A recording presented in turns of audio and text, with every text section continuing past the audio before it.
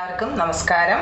ഇന്ന് നമുക്ക് ദോശയ്ക്കുള്ള ദോശപ്പൊടി കുറച്ച് ഉണ്ടാക്കുമോ ചേച്ചി എന്ന് കുറച്ച് പലരും വിളിച്ച് പറഞ്ഞിട്ടുണ്ടായിരുന്നു. അപ്പോൾ നമുക്ക് ദോശപ്പൊടി എങ്ങനെയാണ് ഉണ്ടാക്കാൻ നോക്കുക. അതിന് വേണ്ട ഇൻഗ്രീഡിയൻസ്: ഒരു ഗ്ലാസ് ഉഴുന്നെടുത്തിട്ടുണ്ട്, പിന്നെ മുളക് പൊടി, വറ്റൽമുളക് ഇട്ടിട്ട് ഉണ്ടാക്കാം. പക്ഷേ മുളക് പൊടിയാണെങ്കിൽ നല്ല കളറ് കിട്ടും. വറ്റൽമുളക് ഒന്ന് വറക്കുമ്പോൾ അതിനൊരു ബ്രൗൺ കളർ വരുമല്ലോ.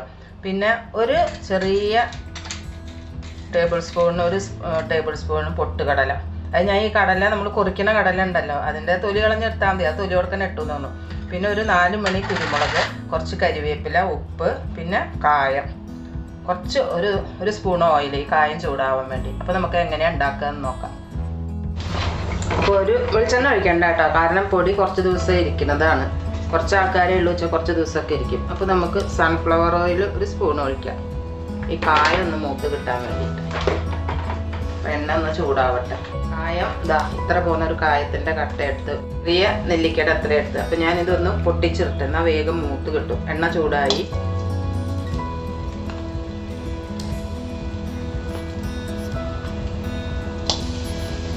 കാരണം ഫ്രഷ് കായം നല്ലതാണ് വയറിന്. നമ്മൾ എന്താ പറയുക, ചെറിയ കുട്ടികളൊക്കെ ആകുമ്പോൾ കൃമിയുടെ ശല്യമൊക്കെ ഉണ്ടെങ്കിൽ കായം പണ്ടത്തെ മുത്തശ്ശിമാർ ഇങ്ങനെ ഇതാക്കി വെക്കുന്നത് കാണാം. അപ്പോൾ കായം വയറിന് നല്ലതായി, വേംസൊക്കെ ചത്തുപോകാൻ നല്ലതാണ് പറയും. അപ്പോൾ അത് കാരണം കട്ടക്കായം ഉപയോഗിക്കുന്നത് നല്ലതാണ്. വെള്ളത്തിലിട്ട് വെച്ച് നമുക്ക് ഇതാക്കാം.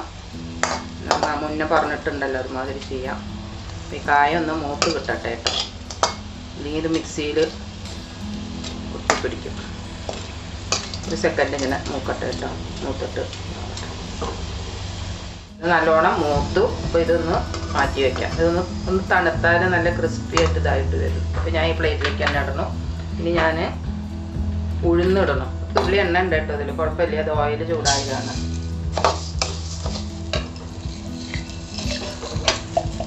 ഇങ്ങനെ ഒരു വലിയ ഗ്ലാസ് ഉഴുന്നടുത്ത്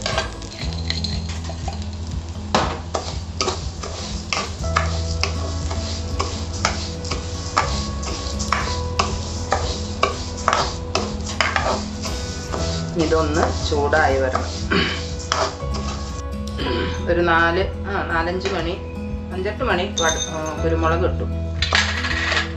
അതിലേക്ക് ചെറിയൊരു സ്പൂണ് പൊട്ടുകടല ഇട്ട്, 1.5 സ്പൂൺ ഇട്ട്. കാരണം കൂടുതൽ ഇടരുത്, ആകെ എണ്ണയിൽ കളിക്കുക. പിന്നെ ഗമ്മു മാതിരി കിട്ടാം. അപ്പോൾ ഒരു ടേസ്റ്റിന് ഇതൊന്ന് നല്ലോണം ചൂടാവട്ടെ. ഇത് വറക്കുമ്പോൾ ചെറിയ തീയിൽ വെച്ച് വറക്കുക കേട്ടോ. ഇനി നമുക്കിത് മൂത്തെന്ന് പറയണമെങ്കിൽ ഒരാൾക്ക് വായലിട്ടാൽ നല്ല കടുമുടുന്നാവും. ഞാനിത് ഈ പാത്രത്തിലേക്ക് ഒഴിക്കാം.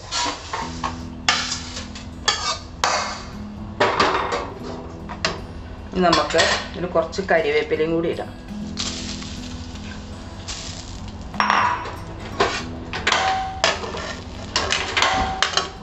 വെറുതെ ഒന്നിങ്ങനെ ക്രിസ്പിയായ മാതിരി ആയാൽ മതി. നമുക്ക് ഇത് തിരിക്കന്നെ ഇടണം.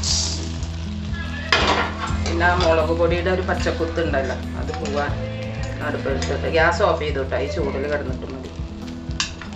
കാശ്മീരി ആണെങ്കിൽ കുറച്ച് നല്ല കളറ് കിട്ടും. അപ്പോൾ ഈ നല്ല മുളക് പൊടിയുടെ അത് കുറച്ച് എല്ലാം കൂടി മിക്സ് ചെയ്യും. കായും അതിലിടണം. പിന്നെ ആവശ്യത്തിന് ഉപ്പും.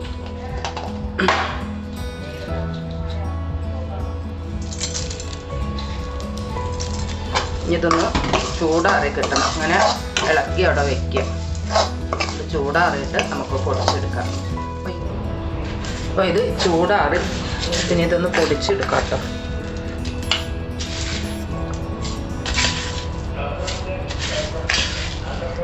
ഇത് ഇന്നലെ പപ്പടം കാച്ചിട്ടുള്ള എണ്ണ ബാക്കിയുള്ളതാണ്. പപ്പടം വെളിച്ചെണ്ണയിലാട്ടോ കാച്ചിരിക്കുന്നത്. ഇനി ഇത് നല്ലോണം ഇളക്കി